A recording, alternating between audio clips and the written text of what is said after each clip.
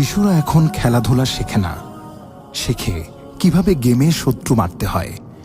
School থেকে ফিরেই bag ছুঁড়ে ফেলে আর ছুটে যায় ফোন বা ট্যাবের দিকে।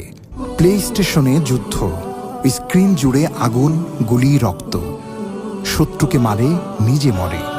রিস্টার্ট বাটনে আবার সব শুরু, আর ভাবে জীবনটাও বুঝি এমন। একটা সময় ছিল বিকেল মানেই মাঠ, আর এখন বিকেল মানেই স্ক্রিন। অনেকে ভাবে গেম খেললে ক্ষতি কি? আসলে গেম নয়, গেমের আসক্তি মূলত মানসিক রোগ। বিশ্ব স্বাস্থ্য সংস্থাও সেটাই বলছে। এই আসক্তি শুধু সময় নষ্ট করে না, শিশুর মন, মনোযোগ আর চিন্তা সব কিছু দখল করে নেয়। ইসলাম আমাদের শেখায় যে কোনো ক্ষতিকর আসক্তি থেকে দূরে থাকতে হবে, যা আমাদের ইবাদত থেকে সরিয়ে নেয়, জীবনের ভারসাম্য নষ্ট করে দেয়।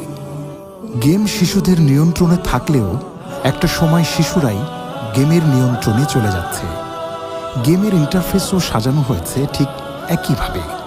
আসুন সন্তানদের খেয়াল রাখি, গেমের আসক্তি থেকে বের করে ওদেরকে উপহার দেই নির্মল শৈশব।